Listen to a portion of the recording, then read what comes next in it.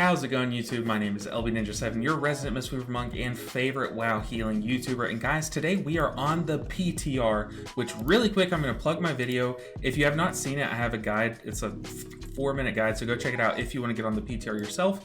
But we're going to be looking at Augmentation Evoker, and we're specifically going to be having a pretty difficult discussion. Will Augmentation Evoker, or will the implementation of Augmentation Evoker cause the downfall for healers in Mythic Plus? So will they take the spot of a DPS player like Blizzard is saying that they will, or will they actually just take the spot of a healer? So let's take a step back really quick and let's just first look at them. What do they do? What kind of healing do they have in their kit? Well, we all know that they are bringing buffs to your allies. So prescience, you can buff. You can put kind of like a hot base thing, but it's like you put a timed buff that gives them crit. Your Ebb and Might will give them primary stats, so you're buffing their stats, and then also your mastery will buff their versatility. So that's kind of what the base thing, their whole shtick is you're giving your allies stats. However, since you're an evoker, you also have access to some of the preservation spells. So you still have Living Flame. It can be targeted on an enemy, or it can still be targeted on an ally and do healing. So you have good off healing, good spot off healing there, but you also still have Verdant Embrace, so it works the same way. If we Verdant Embrace an ally, it's still a juicy spot heal. It works the same way as the other Evoker specs. You also still have Emerald Blossom. Now notice that it is on a timer.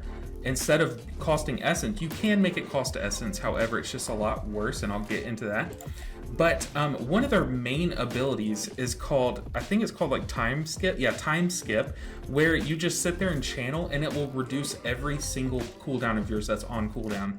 So having Emerald Blossom be on a cooldown, once you do your big ramp where you're going to cast all of your big spells and then you're going to Time Skip to get them all back off cooldown, you can just Emerald Blossom, and that can be a way to abuse that and get 2 Emerald Blossoms. Here, I'll do it really quick.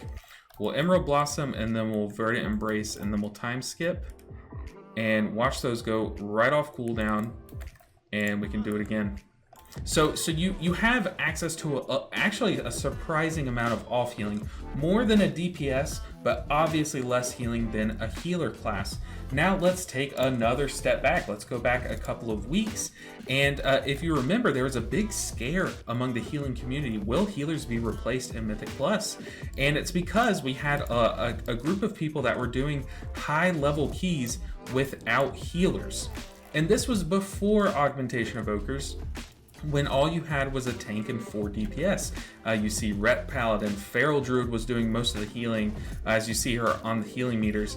You have Shadow Priest doing a ton of healing, Prot Paladin's doing a lot of healing. It was just all of the off healing, but now just imagine it with even a little bit more off healing from your Augmentation Evoker, and him also buffing the rest of your group's damage. So that is what the big scare is, and I might as well just shout out Jack and Cybear. I think Cybear was the druid here, but just disgusting stuff that came out, but they have actually been implementing nerfs. So this is kind of the other side of the argument.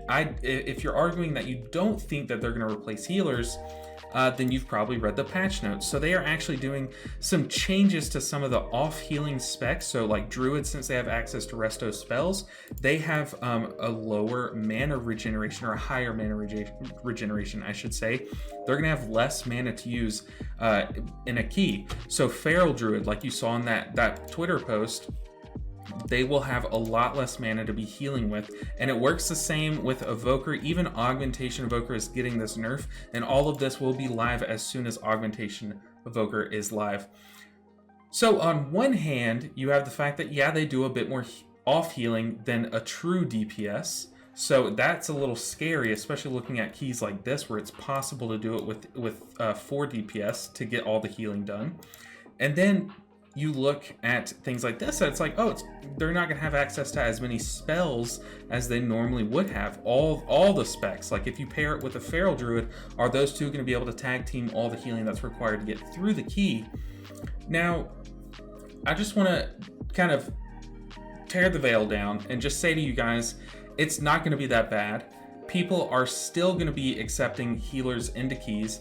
I highly doubt that you will see people at the plus 15, plus 18, even plus 20 level accepting an augmentation evoker over a healer. Because just put yourself in the shoes of someone who is trying to time their first freehold plus 20. You're trying to time your key, it's a plus 20, and you post it up and you get a bunch of DPS and a couple of people saying augmentation evoker, I can do the healing. Would you invite them? Would you trust them to do the healing? I don't think so. I don't think that pug groups are going to have anything to worry about.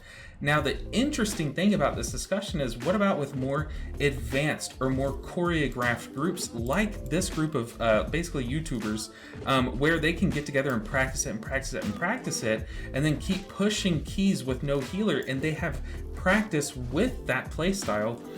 That is a different discussion. I actually do expect to see some higher end keys done without a healer and with an augmentation evoker in that spot.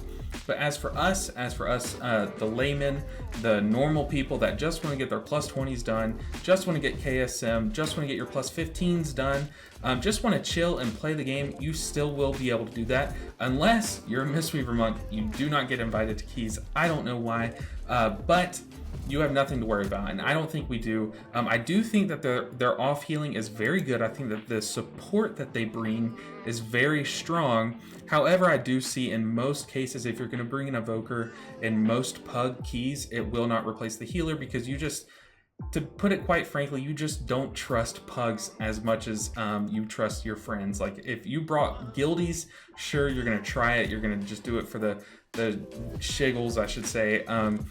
But in a pug key, I don't expect this I don't expect it to replace healers.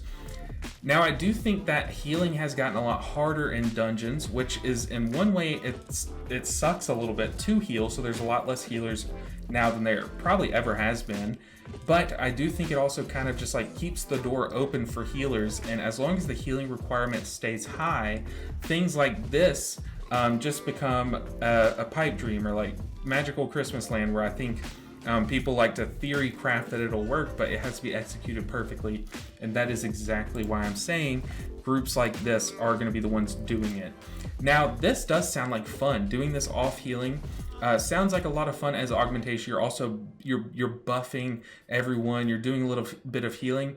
But the thing about augmentation evokers is that they can actually do a ton of damage. They have a lot of damage in their kit.